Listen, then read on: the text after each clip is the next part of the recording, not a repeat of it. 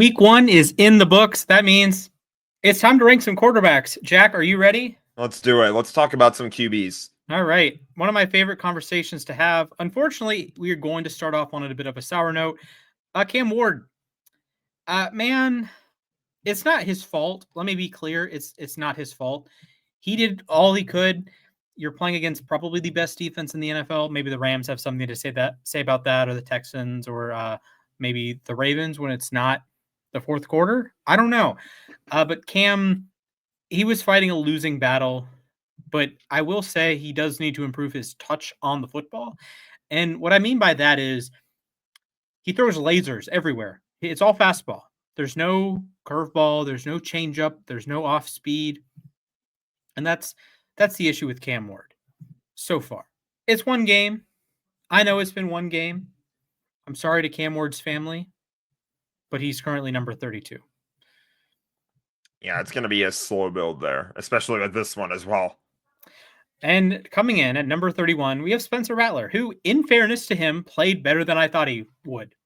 Honestly, he had a 73 PFF passing grade. That was okay. Made a couple nice throws. Had a couple not so great throws, but put the Saints in a position that they could try to win the game. And he wasn't bad. That's the best I can say. He wasn't the worst quarterback on the week. That honor goes to a certain other quarterback we'll get to. But yeah, Rattler was okay. But it's a very low ceiling to me. He's not going to create a whole lot. And it's just a matter of time as to when you go to Tyler Shook. Agreed. Number 30. Oh my God, Russ. Russ. You did not cook, buddy. This is what happens when we let Russ cook. Malik Neighbors broke the record for fastest crash out. He got 12 targets, honestly. Like, he actually got 12 targets, but Russ could not reliably deliver him the football. It was a problem. Bad sacks. And just, again, part of it is the offensive line stinks, particularly with no Andrew Thomas. But I don't know what to do with Russ. It was bad. I was of the opinion that maybe the Steelers didn't actually upgrade with Aaron Rodgers. We'll get to Rodgers in a little bit, and I'll have more thoughts to say there. But man, it was bad. Jackson Dart win. Jameis Winston win. Yeah, I have a feeling it's not going to be too long before we see Jackson Dart eventually starting potentially in New York, but we'll see. Mm-hmm. Russ is really inconsistent, in my opinion. Yes, like you'd think Malik Neighbors is probably the best receiver Russ has ever played with. Is that true? I don't know. His cast in Seattle, he's better than DK. Like, I think Neighbors is a legitimate top 10 guy in theory. Maybe not 10 right now, but in theory, like, could have been a top 10 receiver this year. I don't think DK was ever top 10. Baldwin, Lockett, Pickens last year, Sutton in Denver, Judy. They've never been top 10. In theory, Malik Neighbors is the most talented receiver Russ has ever had. So who knows? 29, Joe Flacco. I'm going to give Flacco some credit. On the ledger, it says he threw 2 interceptions. Both of those went off his receiver's hands. So not fair there. The Browns deserved to win that game. It was Andre Schmitz, the kicker, blowing 2 kicks and the 2 deflected interceptions. Like I said, Flacco, graded in the 70s, had a touchdown, 290 yards against the Swiss Cheese Bengals defense. He looked fine, and I'm excited to see him come back to Baltimore on Sunday. Yeah, he'll improve. We saw Joe Flacco. I'm pretty sure he won comeback play of the year either last year or a few years ago. So yeah, over Damar Hamlin, who literally died on the field. One of the choices of all time. Yeah, definitely. I was not too pleased about that, to be honest, because he looked good when he came back. Mm-hmm. He just didn't look like over the top good. So I don't know. Yeah, very strange. I'll say that. Very strange. We moved to 28. Bryce Young, we need to have a conversation. We need to have a genuine conversation, heart to heart, man to man. You can't do that on a football field. You can't do that on a football field. It was a disaster. he cleaned it up in the second half, and you threw a touchdown, and it didn't look as bad as you might think. But oh man, you blow all that momentum. The whole off season, it's you're building. You had some nice performances late in the year. Look at the throws. Look at the Atlanta game, and then the off season goes through its cycles. And by the end of the off season, we're wondering, he did look good, but the stats still weren't there. Are we sure Bryce Young is good at football? And no, we're not. We're not sure at all. Like we're not. So Bryce, you got to get back in the lab. You got to improve. You got to spam T Mac, and we're going to be better next week. It's as simple as that.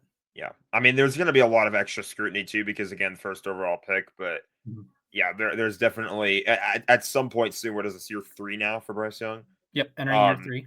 I think by year 3 is kind of like the last year where you can really start using the he's still developing excuse. At Mhm. some point, you got to play like the number 1 overall pick. Absolutely. All right, from one Alabama quarterback to another, Tua Tagovailoa. I might as well call him Tua. Turn the ball over this week. 53 PFF grade. I can't believe I picked this team to make the playoffs this year. After seeing that, what I should not be allowed in the kitchen again. No, do not let him cook. Yeah, folks. Miami said they made improvements along the offensive line. You couldn't tell. Tua played just one of the worst games of his career. Just kept throwing the ball to the Colts. He threw it to an edge player, Latu Latu. Like, he's not on your team. He airmailed a throw to Tyreek early in the game, and like that just set the course. He lost a couple fumbles. Just a miserable game from Tua. Will he be better? Probably, but at a certain point, the vibes in Miami are so bad. They're so bad. 4 turnover worthy plays, tied for the most this week.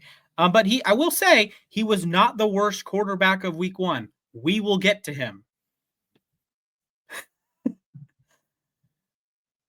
JJ McCarthy. A man who was almost the worst quarterback of week 1, and then he had the second half of a lifetime. So Oh man. Oh man, that was special. That was yeah, that was aura. fun. When you look up aura in the dictionary, you will see JJ McCarthy in the fourth quarter, ice in the veins, 3 touchdowns, 2 passing, 1 rushing. First guy to do that in his debut since Cam Newton back in the day. So yeah, JJ had 3 rough quarters, had a really miserable pick 6. We're not going to defend that. But what I am going to defend, this man has it. He has aura. He's him.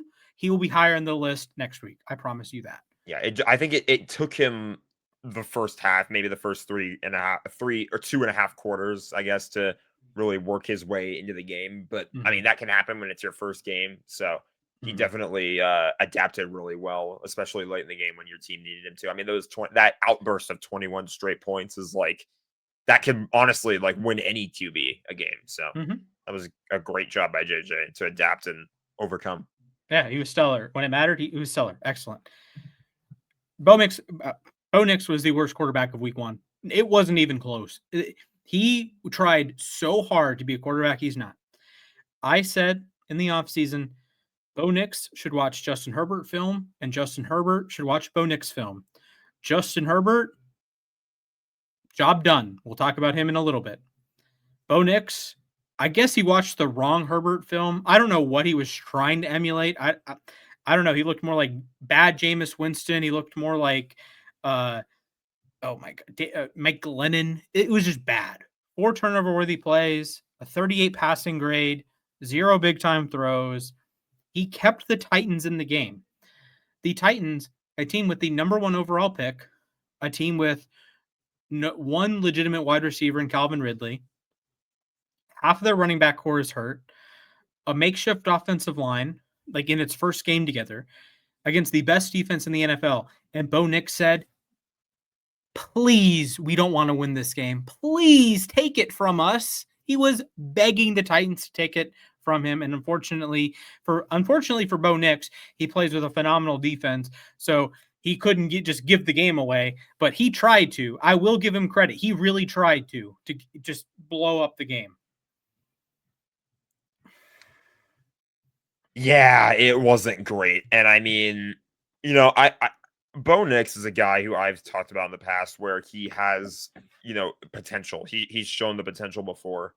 Um, I was impressed by his pocket poise last year, but I think he's got to kind of get back to that, you know, that frame of mind that he was in last year, because definitely he's not like I don't know what the word I'm looking for is, but he's not gonna be like, in a situation like teams defenses evolve, if that Mhm. makes sense. Yeah. Teams learn. You're not going to be in the same situation every year, but I do expect Sean Payton to improve upon things. Mhm. So I'm not going to write Bo Nix off just yet, but yeah, that was not the greatest start. It was Although I don't, horrendous. I will say, full disclosure here, I was at the Rams game, so I don't have that much film to work off of. So It was I bad. might not know It was entirely what I'm bad. talking about all the time. If I It was sound a little bit bad. distracted or confused, that's probably why. So It was bad. This is one, if you're Bo Nix, you just want to flush, frankly. All right, we move into the top three quarters. Daniel freaking Jones, man. Indiana Jones balled out on Sunday, led the Colts to 7 scoring drives in 7 possessions. The only quarterback since 2000 to do that. Not Peyton, not Brady, not Breeze, not Lamar, not Josh Allen, not Mahomes, not Herbert, not Tim Boyle. Daniel freaking Jones. who have Whew. that on their bingo card? Yeah, I mean, I made a take on U Stadium that he would be a Pro Bowler this season, but I didn't expect it to be on the cards week 1. 3 It's total crazy touchdowns. because, like, go Mm. ahead. The Yeah, stats. 3 total touchdowns, 2 on the ground, 1 through the air, 272 through the air. Really had a connection with Tyler Warren going. Unfortunately, Josh Downs was nowhere to be seen, so my fantasy team did not win today. They were 2-5, but Daniel Jones, he cooked. Yeah, I mean, like we said, it's like I remember that we had basically some of the most pessimistic talk in the world about Daniel Jones and what the heck the Colts were going to be doing this year, because I don't know. I guess decisions like this are why we are just fans who like to yap about football and not the GMs or the coaches, because Mhm. clearly they knew what they were doing in Indy. Yeah, clearly. So credit to Shane Steichen, credit to Daniel Jones, credit to Tyler Warren, credit to that Full credit. offensive line. Great work. Yeah. Great work. You got Denver up next, so maybe Bo Nix gives you another gift. See if you can keep that momentum up, I think, is the key thing, because it was you did not. They were the Dolphins' opponent, right? The Colts. Yes. Yeah, the Dolphins were not a football team this past Sunday, so No. All see right. what you can do, I guess. See if you can keep the momentum rolling. We have Drake May and come on, Drake. There's a week, one throw a week, one play a week, fumble, interception, bad decision that May has, and that has really sunk him so far. So if he cleans that up, you could see a real pop here. He's not as good as Josh Allen, but it's on the same path that Josh Allen was really good, but had that one ridiculous bad play a week. So that kept him out of the top 2, top 3 conversations. But now he doesn't do that anymore. So people have him at number 1. So Drake May, you have that to clean up, and then you have some general accuracy, general putting the ball on target that we need to fix. Wasn't a particularly good rusher on Sunday, which is weird because he was so prolific with it last year. And the Patriots were favored at home and lost to the Raiders, so that's not an ideal result. Yeah, I mean the home losses are never great, so tough start to the year for the Patriots. I didn't really expect big things from Drake May or the Patriots this year, Mhm. so yeah, probably gonna just be the first stop in a long season in New England. Yeah, unfortunately. At least your rivalries uniforms are nice. Yeah. And from one end of the spectrum to the other end, there were 2 players with a 90 PFF passing grade this week. One of them is in the top 10. We'll get to him. The other was Justin freaking Fields, man. That man was dropping dimes down the football field. He was incredible against the Steelers. He had a solid day on the ground, tacked on a rushing touchdown on a naked boot. I don't know how teams fall for that when it's against Fields, Lamar, Kyler. Like, have a guy there. Just like watch the quarterback. I don't know. Not, this is why I'm a fan, not a coach. But Fields was phenomenal. It is as well as he's played in a game in his NFL career. I know the Jets came up short. It's not Fields' fault. It's a kickoff fumble that gives the Steelers a short field. Boswell makes a 60-yard field goal, and Garrett Wilson. It's hard to call it a drop. More like Jalen Ramsey took a soul on the last play of the game. He tends to do that.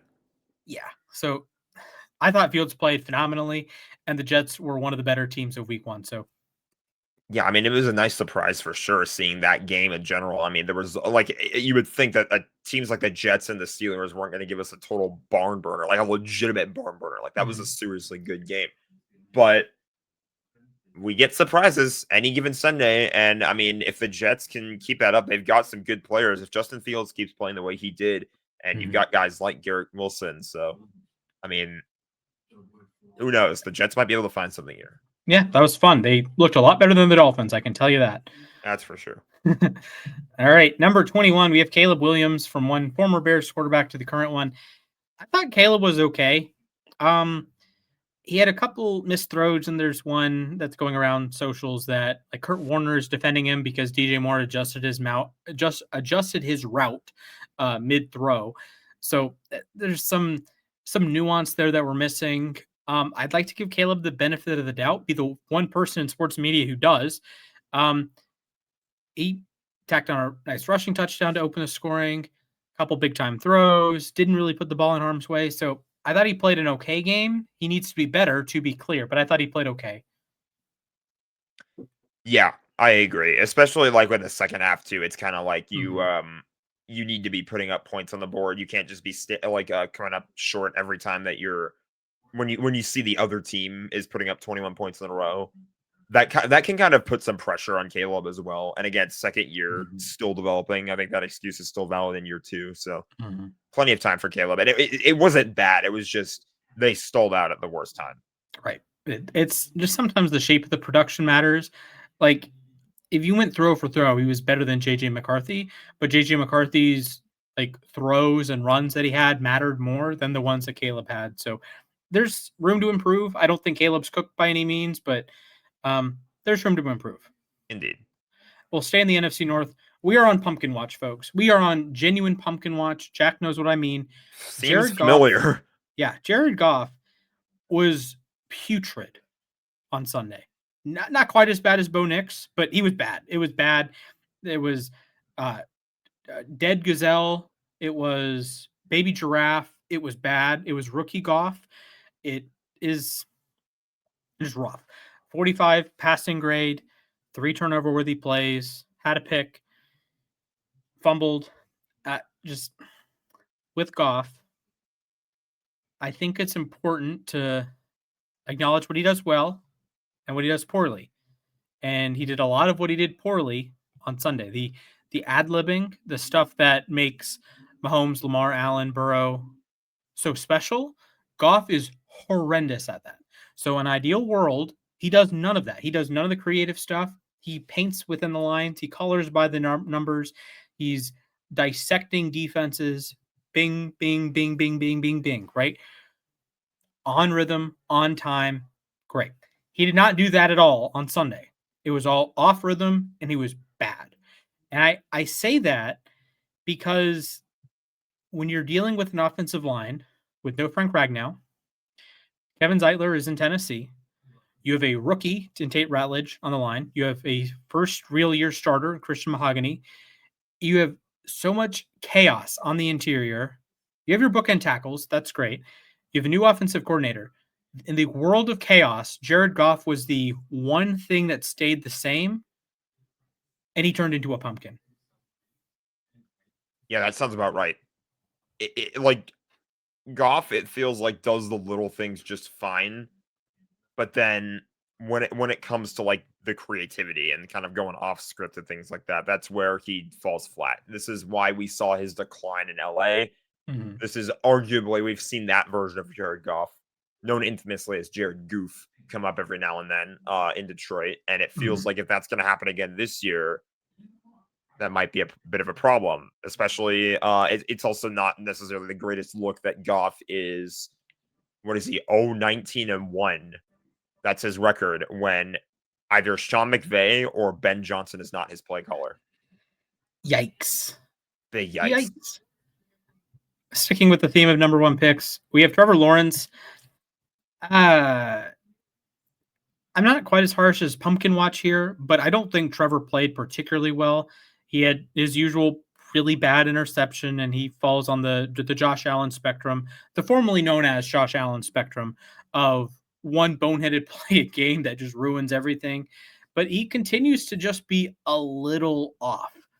He completed 61% of his throws. There's a couple drops in there and a couple throwaways, and it's like, okay, so you can kind of work around it, but it just was average. And we expect so much more from Trevor. He's in year 5 now, and we're continuing to give him excuses. And yes, this is the first game of the Liam Cohen era, and it's the first game with Travis Hunter. Duval. Yeah, fair enough. That's my bad Liam Cohen impression. Yeah. I just, man, figure it out, Trevor. I just, that's the best thing I can say for you. Come on, Yeah. T-Law. Seriously, I said before too, like when you reach year 4, year 3, that's kind of like the last, like, they're still developing excuse. That's kind of the last year that excuse is still valid. For Trevor, it's like he's shown flashes, but you got to figure it out at this point, because the Jaguars are going to need to figure out what to do with him very quickly. If he's gonna plateau, if he's not gonna develop, and he's gonna just play like that, be just mid and inconsistent for at least like the next season. If you're in a team like the Jaguars, where you're kind of going to be stuck chasing Houston and maybe Indy at this point, you got to evolve, adapt to that. That's how it works. And he's a big money quarterback. It's not like he's on his rookie deal. It's like he's on his money. He's on the Burrow money. He's on the Lamar money. He's on the Allen money. Not quite as much as Dak, but he's on the money. It's your time to shine, right? And I can give excuses for year 1 with Urban Meyer, but he looked like he popped in year 2. He was really good in year 3 before he got hurt, and then last year was horrible. And this year, I mean, you won, congratulations, but that's about the bare minimum. Wins are not a QB stat, right? And wins are definitely not a quarterback stat when they come to Michael Penix. Dog. This man, if he said I cured cancer, I would believe him. If he said I can run a marathon in 5 minutes, I would believe him. He is glorious. He is phenomenal. He is spectacular. He is him. He's like JJ McCarthy, but left-handed. A truly spectacular specimen. They actually did play against each other in the national championship game, and that did not go particularly well for Washington and Penix. But hey, man, Penix was dropping dimes the week before, so it doesn't matter. He wasn't really dropping dimes, more or less. He had a 50-yard play from Bijan that was on a screen pass. But Penix, he will lead my crew into the fight whenever day he wants to. He had the diving for the end zone. It feels like every Falcons play is at the end zone. It's like if you watch the Falcons the last 5 years, it's all like diving for the end zone and Younghoe Koo kicking field goals, making or missing. At this point, it's more misses than makes, it feels like. But what a team, what a player. They lost, unfortunately, in a more crazy Falcons game. Heartbreak. But just kind of par for the course for Atlanta, unfortunately. I don't hate the Falcons. I don't hate Penix, but I need them to go 0-6 or 17 because I'm a Rams fan, and they have our draft pick. They have our first round pick, or we have their first round pick. So, yeah, I would prefer that this keeps happening, but not out of disrespect to Penix. He balled out. He's going to be something special for the Falcons. That was so much fun. That game was legit. I wish we had Baker right after, but yeah, that was a fun game. Number 17. A lot of good games. It's nice that when you go to SoFi, this is a total aside, but when you go to SoFi and you see on the what's it called, the infinity screen now, they have all the games playing, like the early afternoon slate games are playing on the screen, so that's cool to kind of go in there and see everything going on at once. Yeah, there you go. One thing you didn't get to see was Giants 49ers and Seahawks, and one of the games of all time. They actually did play highlights of this game on the big screen, and I was kind of sitting there going, what kind of football game is this? It's like the Rams, Seahawks, and 49ers, and Cardinals, for that matter, all scored like a combined 12 points, it felt like. It's like, okay. Scored 14, but yes. Yeah, it's going to be a slog. Arizona scored 20. Seattle scored 13, and San Francisco scored 17. Darnold was, I thought was fine. Yes, the fumble at the end. I, I, man, at a certain point, you just realize Nick Bosa is on the other side, and it happens. I don't blame Darnold. He's like moving his hand back to throw the football. By the way, this is not a Darnold jersey. This is a DK Metcalf jersey, to be clear. So he's like pulling his arm back to throw the football, and Nick Bosa's bull rushing Abraham Lucas right into his hand. So fumble, Niners recover. So really bad way to end it. And I thought Darnold was throwing dimes to JSN. JSN had a great game besides a fumble, a really bad fumble. But How did Cooper Cup do? I didn't hear his name a whole lot. yeah, Cup wasn't. It was. Yeah, it was really the JSN show. He had 124 yards, 9 catches. Cup didn't do a whole lot, 2 catches for 15 yards. Did have a really uncharacteristic drop. So I don't know. There were only 5 receivers targeted in that offense, and JSN got 13 targets. The rest of the team had like 9. So Spamming JSN at this point if you're the Seahawks. It's the JSN show. We're all just living in it. That creates a one-dimensional offense, and that is why I am low on the Seahawks offense this year. And you might be right. K9 could not run the football. I'm worried about my props, and I'm worried about the leagues. I'm just gonna say, no disrespect, but this is what happens when your running back's last name is Walker. He's not Runner, he's Walker. Yeah, good point. Okay. Hey, at least Doak Walker is a legendary college running back. Fair enough. All right. From one legendary college player to a legendary NFL player, Aaron Rodgers. Now, you might be saying, splash. Rodgers threw 4 touchdowns. He had his best game in years. How is he number 16? Come in real close. Come in real close. Oh, we're getting this close. This is an Arthur Smith stat, not an Aaron Rodgers stat. It's as simple as that. That is all you need to say. That's all we need to know. Yeah. Listen, if you're a Pittsburgh fan yelling at me because, Rodgers should be top 10, whatever. I don't really care. What matters for Pittsburgh is it wasn't a fluke that the offense was good. It was, I'm giving the credit to someone else in the equation. I'm saying Rodgers was fine. Rodgers made the right plays. Rodgers made the right reads. He wasn't making insane throw. He wasn't zing, zing, zing. Like it wasn't like vintage Rodgers. It was playing a game with his head on straight. Yep. And I thought Arthur Smith called a whale of a game. He had the little pop pass to Jonnu. Great play. They really weren't able to run the ball. So you push all of this on Rodgers, so you can give him credit there. But I thought Arthur Smith was phenomenal. Man, he was calling up all the plays. Calvin Austin went bananas.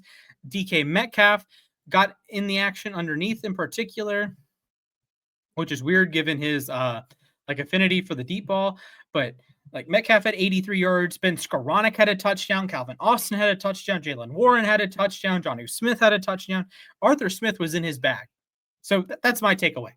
This is a pro Arthur Smith show, not a pro Aaron Rodgers show. Fair enough. And I mean, sometimes that's all you need to win the game is a QB that will play the game with his head on straight.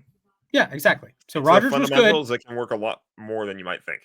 Yeah, Rodgers was good. I'm not saying he's like, the second coming or anything. I'm not saying he's going to win his 5th MVP. He was good. Arthur Smith was in his bag.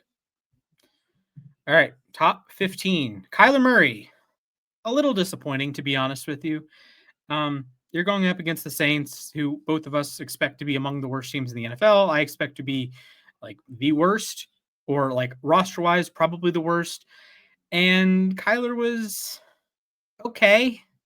He didn't wow you. He didn't make any spectacular plays. He really colored within the lines. And in some ways, that's a positive, but in a lot of ways, that's not what you want. You wanted a little bit more. So they got the win. That's what matters. A couple touchdowns. Had some sort of a connection with Maserati Marv. So that was good. Missed him a couple times on what could have been like a 98-yard touchdown. So that's not ideal. I missed him again on what could have been like a 70-yard touchdown. Not ideal, but he was fine. But if Arizona is going to win the division like I predicted they would, Kyler's going to need to play a little bit better than fine. But yeah, you're right. All right. Number 14, it is Brock Purdy. He will not play in week 2, so unfortunately can't really do anything there, but uh was on the Baker arc. He was had a couple picks early. It looked really bad, and then when the fourth quarter comes, when the last 5 minutes comes, he was delivering laser beam after laser beam. 277 yards, 2 touchdowns, did have 2 picks, 3 big time throws, and the one of the craziest throws of the week. This man, game on the line, probably season on the line. He's just going to lob it up to Jake Tonjes. Like, who is that? Even 49ers fans didn't know who that was before Sunday. And he catches the game winning touchdown. Just a incredible performance by Purdy to rally from the inconsistency early. And it wasn't great early. And then he's like, okay, let me put on the Superman cape. Let me say, I am the captain now. And he balled out.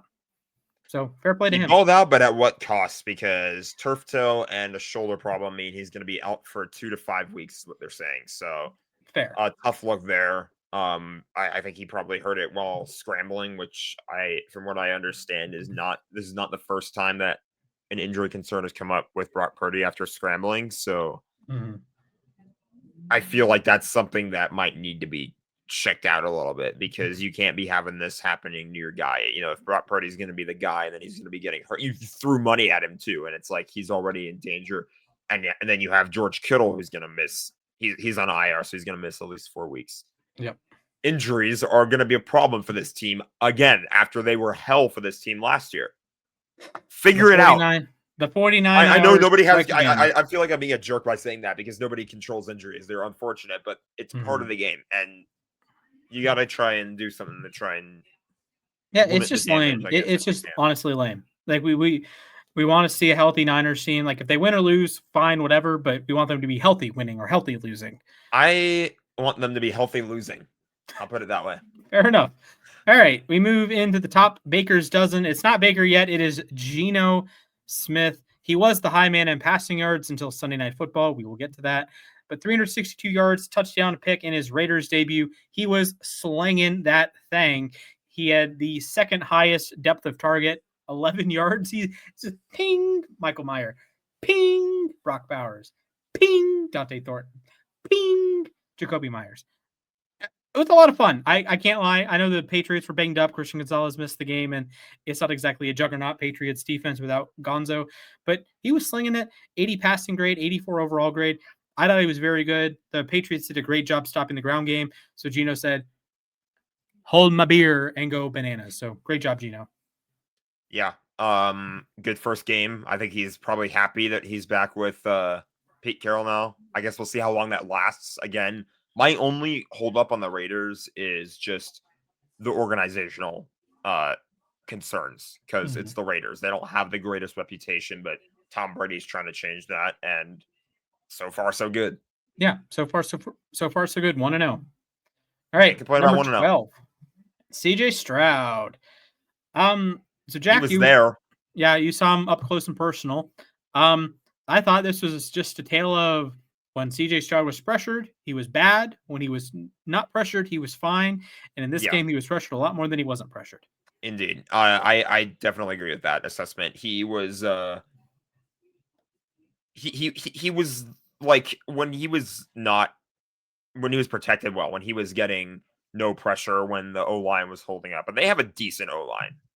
It wasn't great, but it wasn't awful. It was decent.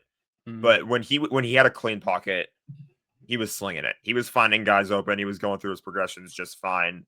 But like you said, I feel like he also kind of ran into what I believe is a juggernaut defense in the Rams.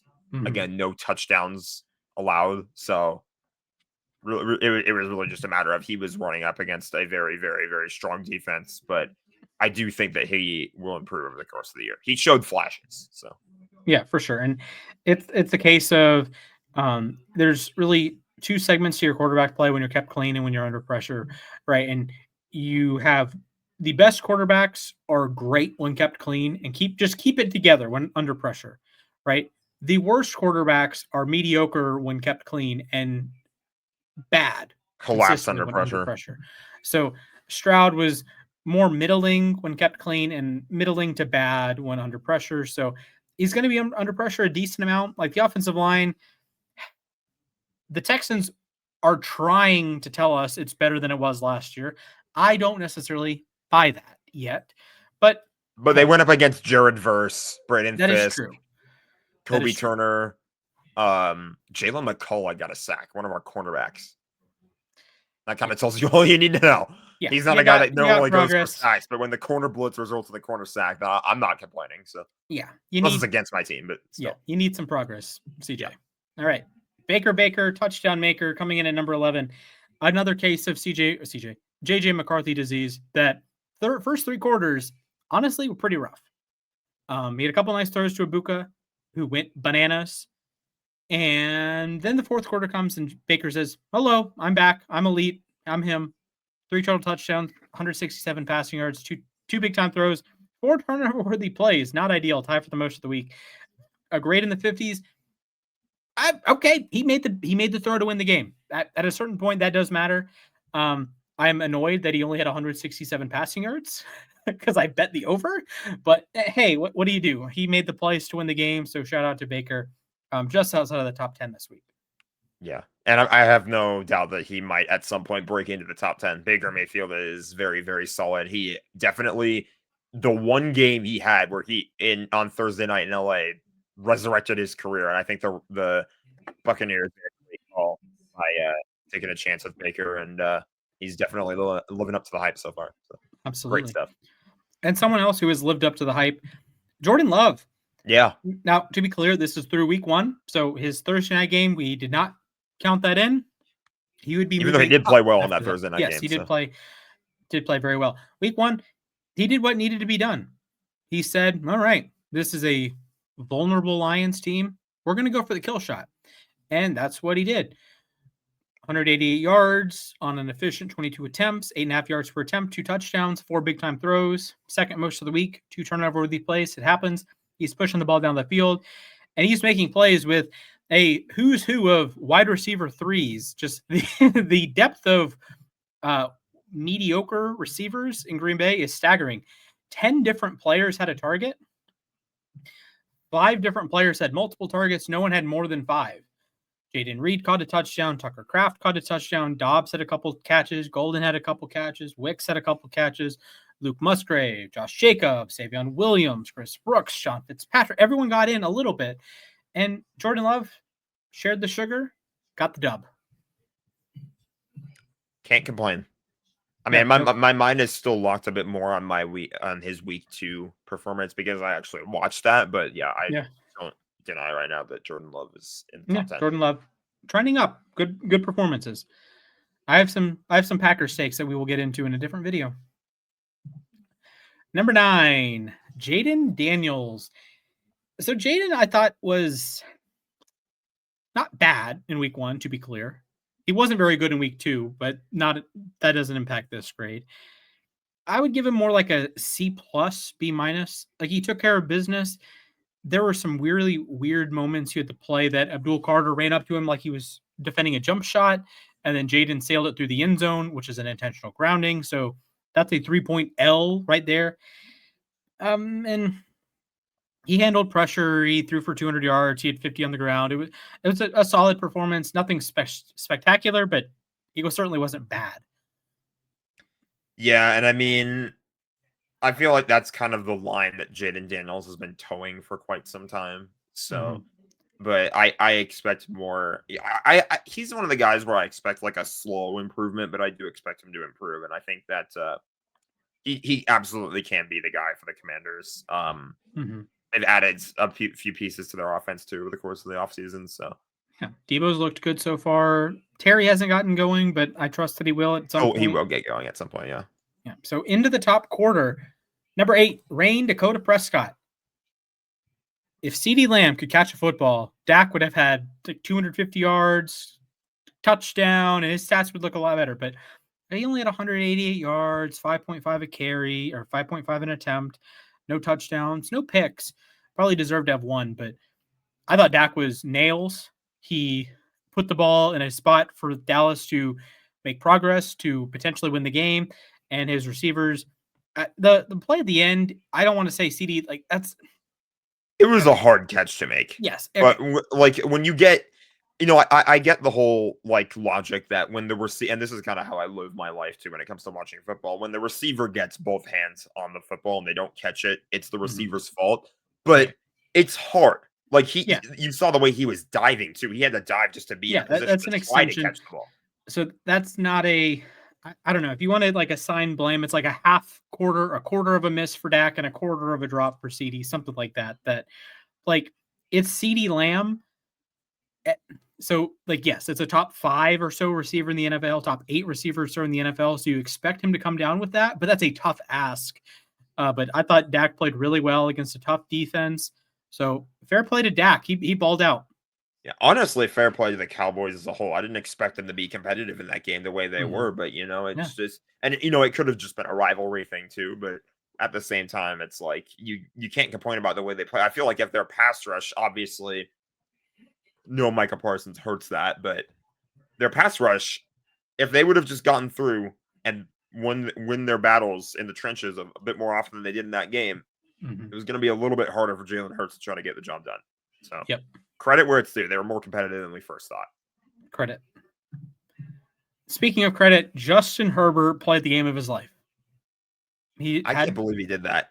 Yeah, he's had higher graded games. So if you go on PFF, this isn't not a 99 game, but in terms of dog factor, in terms of him factor, 99. Third and 14, game on the line. Your legacy is on the line because 15's on the other side. He's going to walk you down. He's going to dog walk you down, and they're going to score. And Justin Herbert said, "Hold my cape." Got the first down. I thought he was nails the entire game.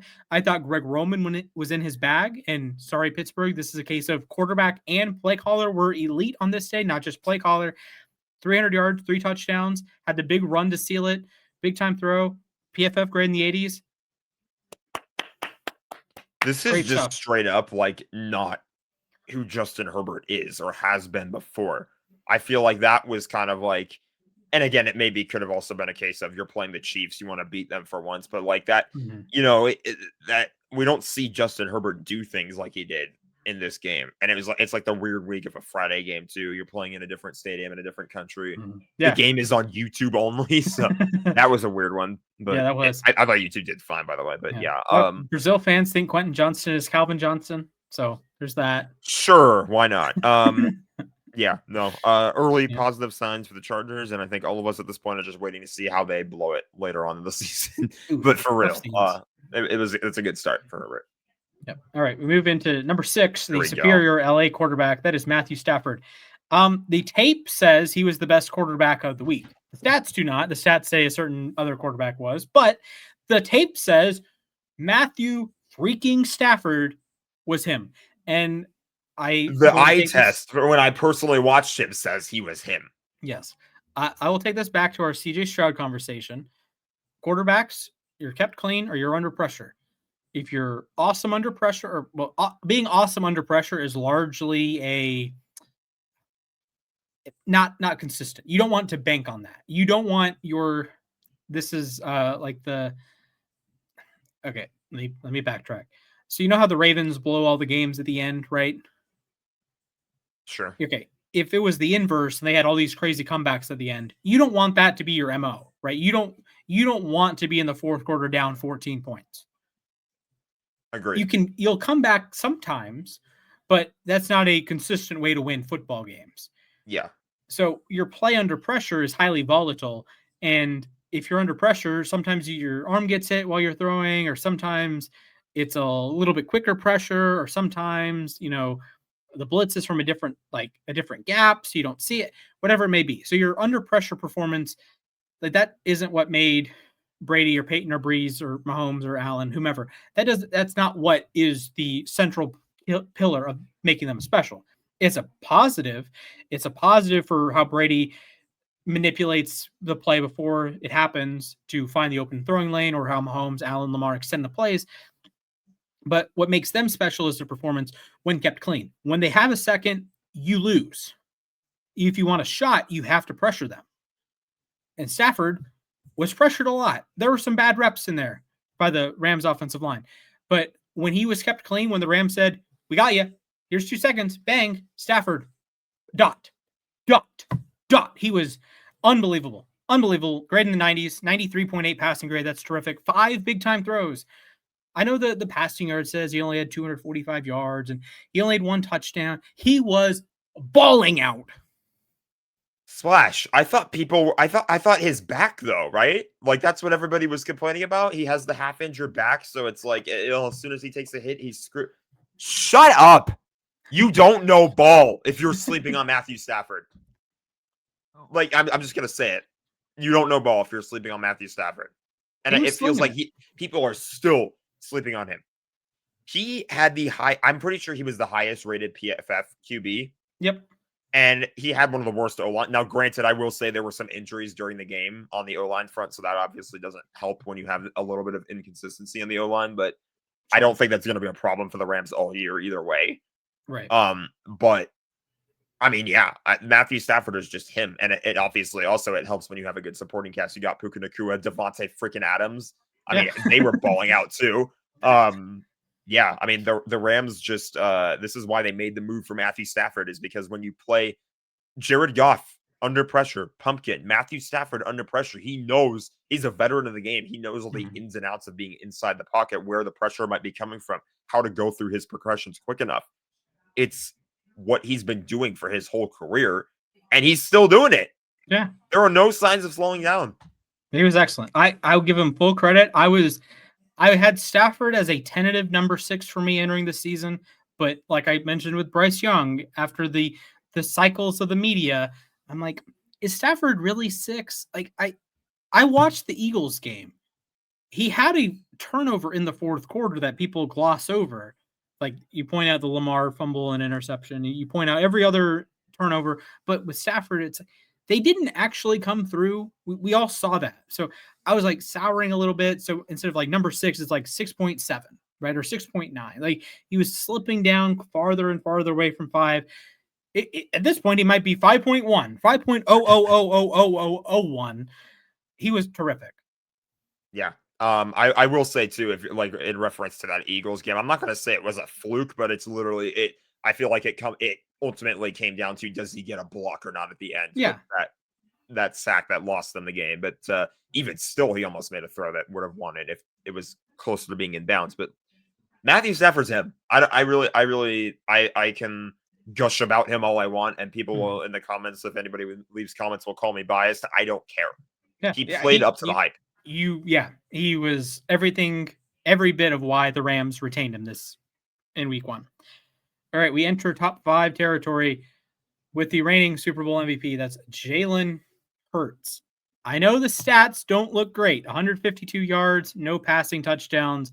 2 rushing ain't bad. Yeah, but 2 rushing touchdowns. And when it mattered, he was making plays. 88 overall PFF grade, 90.7 rushing grade. And why does that matter? It wasn't the tush push. It wasn't. He had plays to extend drives that weren't the tush push. A 90.7 rushing grade. He missed or forced 3 missed tackles, had a 10-yard or had a 15-yard run, had yards after contact, had 7 first downs. 7 first downs. Like the Bengals, the entire game had 11 against Cleveland. Jalen Hurts on 14 rushes, 50% of them went for first downs. And I know some of that's the tush push. I get it. But 2 touchdowns in there, neither of those were tush pushes. And through the air, I thought he was fine. And this is a Dallas defense that knows how to defend Jalen and says, all right, A.J. Brown, Devontae Smith, you're not going to get deep. We're going to bracket A.J., so he's not going to get one-on-one opportunities. And we're going to have our number 1 corner guard Devontae, so he's not going to get real one-on-one opportunities. So Jalen said, okay, let me cook. He completed 19 passes, 11 first downs, and he's throwing passes to Dallas Goedert. He had 7 for 44. Saquon had 4 for 24. Jahan Dotson had 3 for 59. He had the one big play down the field. He had a first down. Devontae Smith had 3 catches. So just a tremendous all-around performance by Jalen, in my opinion, that he kept everything on schedule. He kept it moving, kept it rolling, and he was very good. Yeah, I mean that's why Jalen Hurts is as good as Jalen Hurts is, and I mean you mentioned too the lack of tush push. He didn't really need to rely on that as often as he normally tends to rely on things. So Mhm. yeah, solid showing. My fantasy team loved it. I had Jalen Hurts in one of my teams, and he picked up those 2 rushing touchdowns. So Yeah. um, I Uh, think when it comes to the Eagles, the only real loser was Jalen Carter. yes. Don't spit on another QB Yeah, before maybe the maybe first snap of don't. the game. Yeah, exactly. Don't spit on other people. Also, yet Jalen, I said the 7 first downs. That was the most any player had rushing wise. He had 7. Brees Hall had 7. McCaffrey had 6. Mahomes, Lamar, Fields, Javante Williams, Derrick Henry had 5 each. So yeah, elite rushing game and a perfectly fine passing game. If you do that every week, you're going to go back to the Super Bowl. Number They're going to go to the 4, NFC Championship game and lose to the Rams. maybe I hope. Joe Shiesty. Joe This is Burr. where the stats were bad. 113 yards, 1 touchdown. Didn't have a turnover. Didn't have a big time throw. This is a case of I don't know how the Bengals won this game. I take that back. I do. It's because the Browns are the Browns. Folks, what I don't know what the problem is in Cincinnati. I don't know if it's I love Skyline Chili. I don't know if it's Skyline Chili is poisoning the well. I don't know. They just stink week 1 and 2. I'm throwing this one out. This game, you get a mulligan, Joe Burrow. He wasn't bad. He was just fine. I'll give him a mulligan. Cleveland's hard to play against for some reason to get for Cincinnati. Divisional rivalry, I think you Yeah, can chalk it up to. It feels like a lot yeah, of these things are like teams will show up a bit more than they usually do in a divisional yeah. game. I'll give him a pass. I'll give him a pass. He was fine. Nothing spectacular. It wasn't regular Joe Burrow, but it wasn't bad. It was. I thought he played better than he did against New England last year. The team played worse, but won as opposed to lost. I don't know. Strange game. Number 3, Patrick Mahomes. Um, I thought he was fine. He played fine and he will be fine, I think is my Yeah, assessment. he had couple nice runs. He, like I said just a minute ago, he had several big first down conversions. He had the crazy horizontal play on 3rd down, which I don't know, man. How does he do this? Then he had the throw late to Hollywood that put Hollywood over 100 yards. So I thought Mahomes was really good, like a B+ game. It It just feels like happened he it's ran into an A. it feels like it's not a Patrick Mahomes game without him hitting some kind of impossible throw. Yeah. And I will admit, losing your wide receiver 1 on the 3rd snap of the game because of friendly fire, not ideal. Although, Jack, you remember how Rashid Rice got hurt last season? I think so. Yeah, Patrick Mahomes took him out against the Chargers. Yeah, there's some weird friendly fire thing going on with these Chiefs Chargers games because you have that incident, you have Xavier Worthy being taken out by Travis Kelsey. Justin Herbert got a starting job because Tyrod Taylor was getting worked on by one of the team doctors and he punctured his own lung by accident. I forgot about that one. Friendly Yep. fire is I think the Strange. Chiefs and Chargers might want to wear bubble wrap during these Yeah, games. I don't know. That was Give strange. everybody guardian caps, etc. Yeah. So yes, Mahomes is clearly top 3. It's him, Allen, and Lamar. I'll let you guess what the order is, but they are the clear top 3. Joe Burrow is the clear number 4 for me, and then 5 through 9 are largely interchangeable. Number 2, this one hurts my soul. This one I genuinely hurts my soul. This is a Lamar safe was space. truly spectacular for 3.5 quarters. 209 passing yards, 2 passing touchdowns, rushing touchdown, big runs, 5 first downs on the ground. Like I said, he had one of the most absurd plays I've ever seen. 3rd and 10. This is a huge spot. It's a 3rd down. If you don't convert, you got to punt the ball away. He gets hit 19 yards behind the line of scrimmage. It's like, oh no, this is bad. This is going to be not only a punt, but you're losing 20 yards. He gets out of it, runs around, makes a play, makes a man miss, gains 18.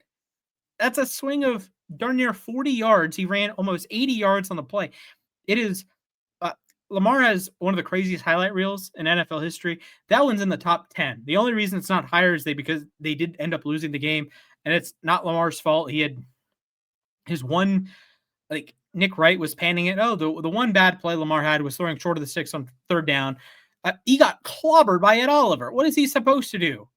Like he throws it and gets leveled, and that's a play that might have been called in a different spot. Maybe not a 3rd and 9 for the game. Maybe that's called roughing the passer.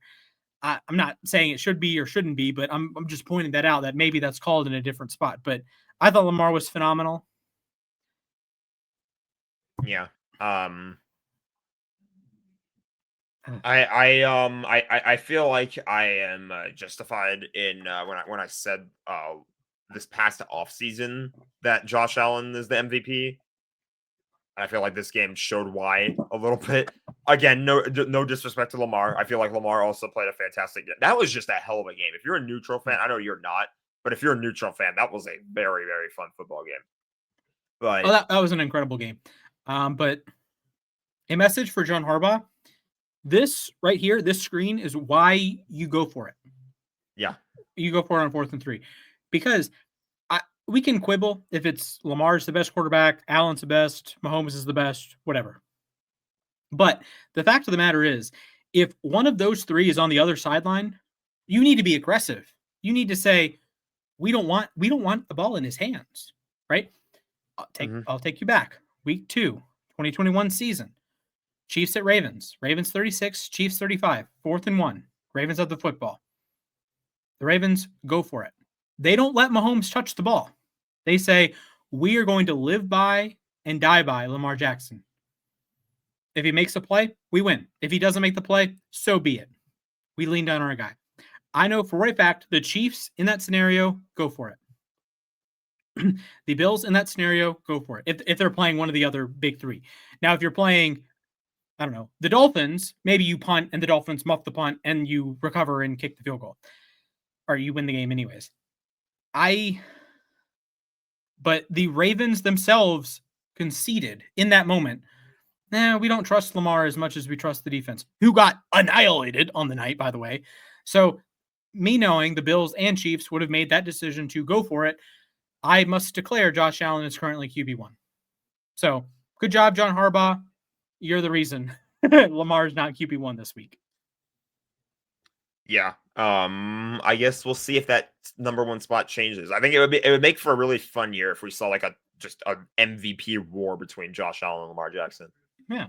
And listen, I can quibble and say all the narrative last year and all the things that Bills fans said last year are currently not true. Like Lamar had more passing yards, but it doesn't matter. Lamar had more rushing yards, but it doesn't matter. Lamar had more total touchdowns, but it doesn't matter. Lamar had a higher QBR or the same QBR, but it doesn't matter because Josh Allen does yada, yada, yada, yada, yada. Well, now Josh Allen leads in passing yards, total touchdowns, all those. But now they matter again? I don't know. But 394 yards, that'll play, 4 total touchdowns, 3 in the 4th quarter, 4 big-time throws, 1 turnover where they play. There were 2 dropped picks, one really early that was on a deflection. I will say the big play to Coleman, the touchdown, was a volleyball play. I don't know if that is exactly sustainable. If you're the Bills, I don't want to be in the 4th quarter down by 15. They won't be that often, maybe once a year, and they've probably got it out of their system already. They'll probably win 15 or 16 games. They'll probably be at minimum in the divisional round of the playoffs. But like Baltimore, are you going to win the Super Bowl? All right. Any more words, Jack? Any quarterbacks you want to touch on again? Matthew Stafford will be the number 1 QB by the end of the year. No, I'm just kidding. I don't know about that one. I don't know if he'll be number 1, but he'll probably be like top 6, 5 the rest of the year if he plays the way he did. He'll be up there for sure. I can only really comment on him and Stroud because I was at that game, but I did watch a few of the primetime ones here and there. So yeah. But yeah, definitely. I think it's a totally fair list, and I'm looking forward to seeing if we do have that battle for the top spot. Yeah, I'm excited to see how it changes throughout the year. I can have a map of how the quarterbacks move, maybe the top 10 guys throughout the year, so that could be fun. So thank you guys for watching. Make sure you like the video, subscribe to the channel, follow us on Twitter at theball5050. If you made it to the end of this hour-long video, we're about to reach an hour mark. If you made it to the end, comment below who you think is the number 1 quarterback in the NFL right now. Is it Allen? Is it Lamar? Is it Mahomes? Is it Joe Shiesty? Joe Burr? Is it Jalen? Is it Jaden? Is it Dak? Let us know. It's not Stafford. I'm kidding. Yes, get out of here.